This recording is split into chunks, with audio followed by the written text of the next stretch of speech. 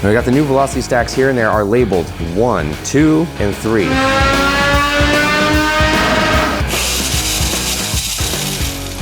Make sure you mind these, otherwise they'll fall into the abyss down there somewhere. You see, that's where we're trying to pull out there, and you can see that big plastic piece right there. That's so easy to break.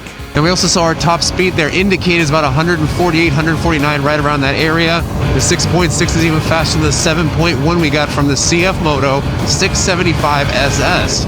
I'm back here at Lee Cycle in San Diego. They are a dealer for BT Moto, and today I've brought back the 2024 Triumph Daytona 660 that we've already tested in the past. And the goal for today is simple. We have velocity stacks we've developed for this motorcycle. We wanted to test them out versus no stacks. So stacks with our tuning and no stacks with our tuning, and see how this bike responds. And of course, I'm gonna show you guys how to install our velocity stacks step by step in this video as well. Now, I am feeling a little bit under the weather today. Sorry about that, but if you hear a couple coughs or sniffles, I apologize in advance. So those of you that have seen our videos in the past know what we like to do is verify right when we get to the dyno. We don't install stuff and then test it and then verify that against another day to see what the delta is. We do same day testing. So I'm gonna load this bike up on the dyno, and we're gonna be verifying our tuning that it already comes with right now, because we already tuned this thing. So let's see what this bike does.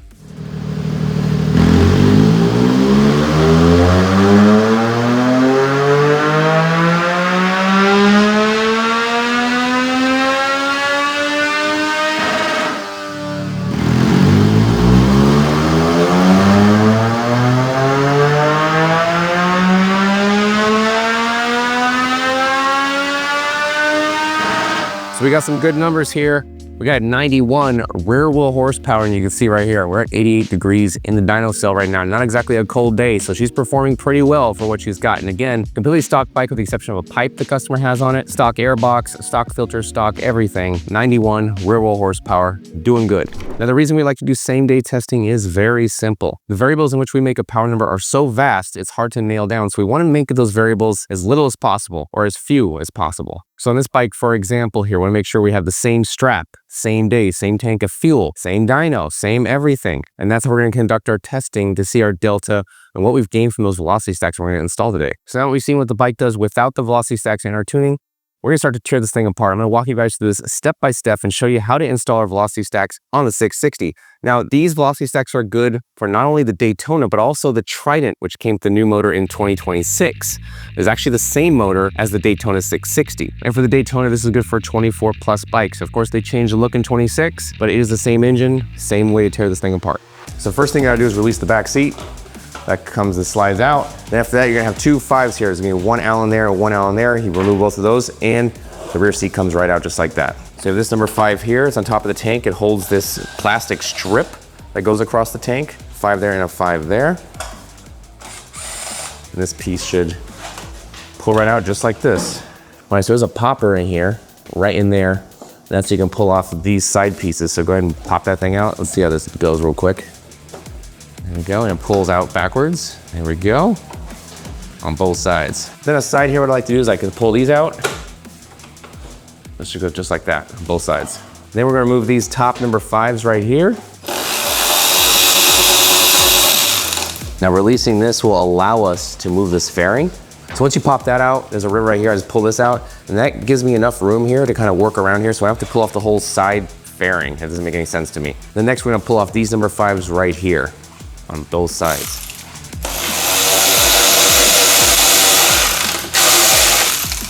After you get both of those, release the pop rivets right here on both sides. Now we have access to the whole side panel here, which feels like it's still in there, but it's really not. You just held on by a bunch of pins. So you kind of pull. So those 3, the top screw, this pop rivet, and this pop rivet, and now this thing will pull out, and I can move it out of here. You gotta remove the other side too. Now, if you're pulling on this and this pops out right from here, that's fine too. This will pop right back in, so don't worry about that. So there are 5s right here, 1, 2, and 3, right here to pull off, where you can separate the plastic from the tank here. There's a pop rivet down here, and a pop rivet right here. You gotta remove both of those as well. Then we have a number 5 right there, and right here. I know it feels like a speed run, guys, but I'm trying to go fast on the dyno here. And that just pulls right out oh, I got one more pop rivet here. I forgot about that one. Pop it right there. This pulls out, and you can see this goes on the top of the other one when you're putting it back together again. And then you can pull the other side out. Now we have the tank exposed. So on the tank here, we have the front here, which is 2 10s, 110, 110. And in the back of the tank here, we have to loosen all of those up before we can get under the tank. And pull everything. Watch, I got washers in here and on this side. So when you're pulling this bolt out, make sure you mind these. Otherwise they'll fall into the abyss down there somewhere. These actually aren't washers, they're collars. So it won't fall out directly, but if you put the tank in wrong or pull it out wrong and you're going up and down with this and it goes in between there, it'll pull them right out. Just be careful of that. Okay, now the tank you can see is completely loose here. We can pull it up, but be very careful. Don't just pull it up because you will break the fuel pump. It's a big plastic L at the bottom of this thing. And believe me, from experience, I've broken the bottom of this thing. It is not a fun thing to put back together or replace because it's about $500 from Triumph. So be very careful when you're pulling this up. So I'm gonna hold this up a little bit. My buddy here tries and gets it from the back here. You see, that's where we're trying to pull out there. And you can see that big plastic piece right there. That's so easy to break. So we're just trying to be very careful with it right now. Oh, that only shot all over me. And then we got a couple plugs here. Once you get that out, that's the meat and potatoes right there. We got a couple plugs here. And some vacuum lines. 2 of them right there. Pull these, and if they're kind of stuck like that, you can kind of move them back and forth with pliers to kind of loosen them up. And that should be it for the tank. That'll pull right out now. And now we have access to the air box. I first pull out the IET right here, move out the side. And then we got T20s across here we're gonna have to remove. Then this whole clamshell comes off.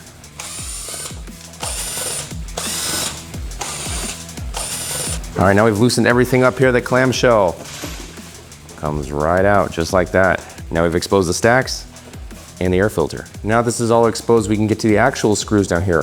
They are 4mm all the way across here, all Allens. At the top here, you remove the air filter. You expose that one right there, which I believe is a 10mm.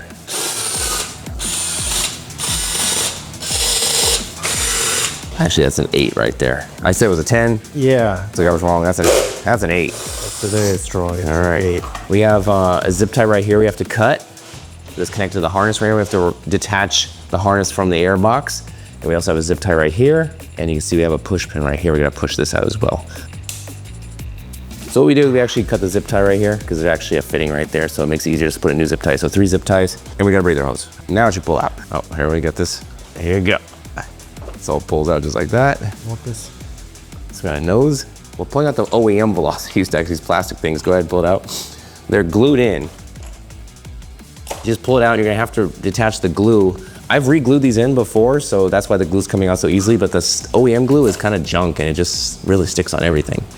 So now we've got all those out. Now we can replace them with our velocity stacks right here. You can see we didn't pull out the airbox. We've got access to the top and the bottom so we can make sure all this glue and everything's out of here. So the OEM bolts you pull out completely. We're not gonna use those anymore. The kit's gonna be coming with bolts. We got them right here. That's provided in the kit.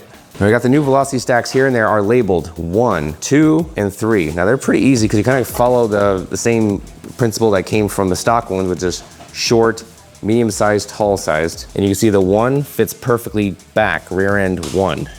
2, perfectly back, rear end 2, with the BT logo. And 3, perfectly rear again. So 3, 2, and 1, and we use our aftermarket screws here. Now at home, you may not even find it necessary to even release this from the bottom here. If you can get to all that glue and everything, that's perfectly fine. We didn't do that either. What we do is we kind of lift this up a little bit just so we can see in between the airbox and the throttle bodies, see if there's anything in there like glue or anything like that, just to make 100% sure of everything. So before you start screwing the stacks in, if you pulled all the stuff out, make sure you seat it all back. This one here, there, and then this is gonna be a zip tie, so it's not a big deal there. That all goes back in just like that. We've got all the stacks secured there. There's 1, 2, and 3. That's how it should look when you're all wrapped up. And we're going to slide this back in. That's in there. We got that number 8 back in there again. And now you can put the whole bike back together again. And let's get back to some testing. Let's go ahead and see what this bike can do with our velocity stacks and tuning.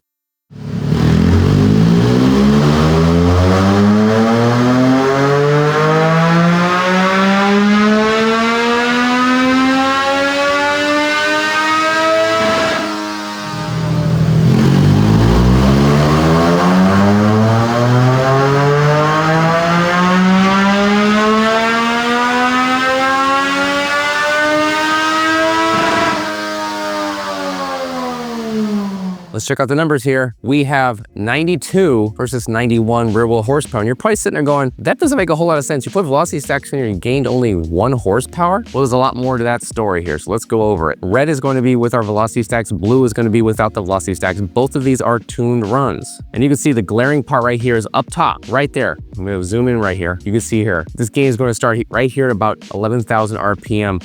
And then boom. You can see all kinds of gains right here, all the way to red line. We are getting 6 wheel horsepower right there. And you can see it just keeps gaining more and more power as we're going through the rev range all the way to the top end right here. We gave it a little more RPM as well, as you can see, to accommodate those new velocity stacks because it just wants to keep going. If I zoom back out here, you can see we're trading places quite a few spots here. Now red is the velocity stack run, so we're still gaining 2 wheel horsepower right here at about 9,000 RPM. We are losing power right here at about 7,800 RPM. So right here it starts 75 all the way to about 84. So 900 RPM here, we are losing power to the tune of 2 wheel horsepower to those stock velocity stacks. Not a horrible trade-off, and you can see right here at about 7,200 RPM, we still are gaining 2 wheel horsepower.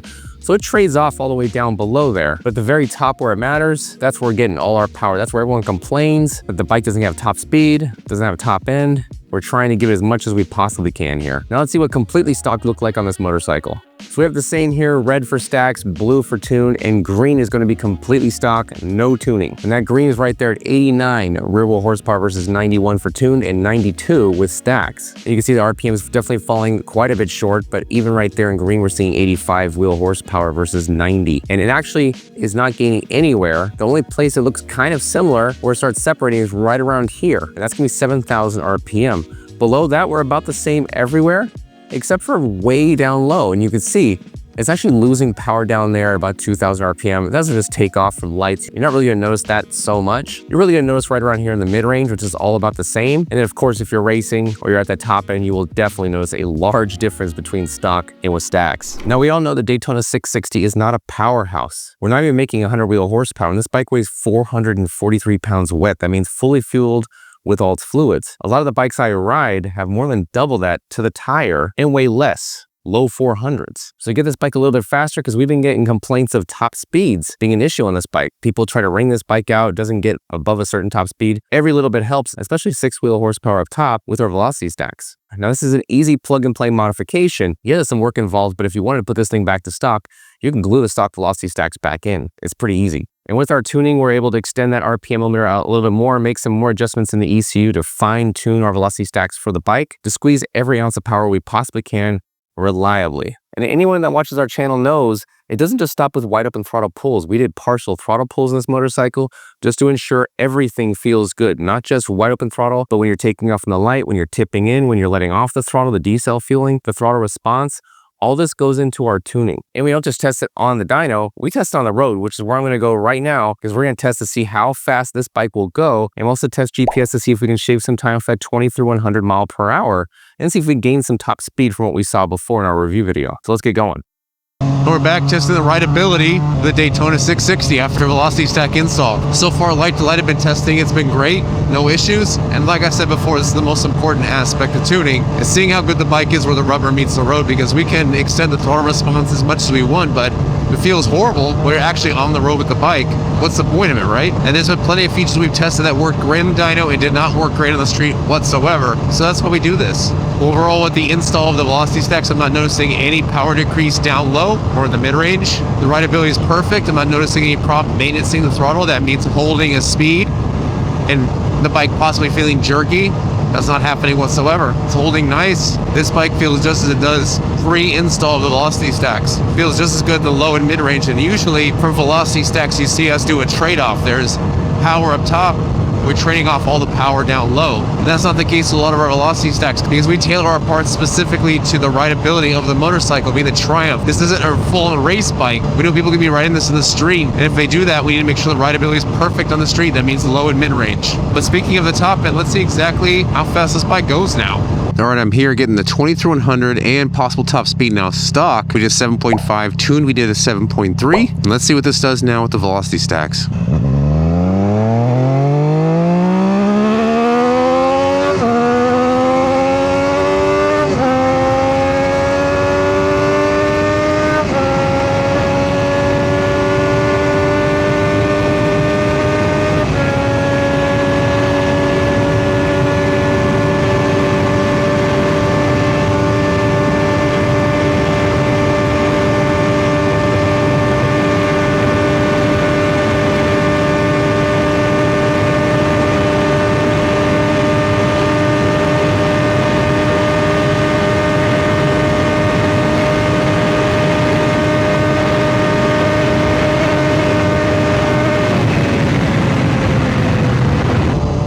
And you guys saw it, that was a 6.6, which is much faster than that 7.3 we saw post-flash. The stacks making a considerable difference in that 20-100 time.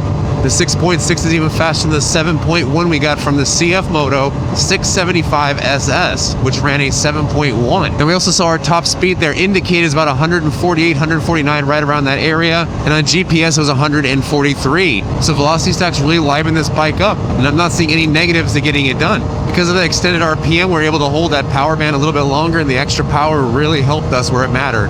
Overall, I think this mod is great. Best bang for your buck for this bike, especially if you plan on hanging out higher in the RPM range every once in a while. You guys probably noticed I started in second gear. That's how we start a lot of our testing, because they want to see the low and mid range as well as the top end, not just the top end power. So it could have been faster in first gear if you want to do second gear, just to show you power across the entire rev range, not just top end. So if you guys enjoyed this install video and quick review of the Velocity Stacks, which I don't think anyone else does reviews like this for their parts. If you have any questions or ideas for new videos, please leave them in the comments, and I'll see you guys on the next one.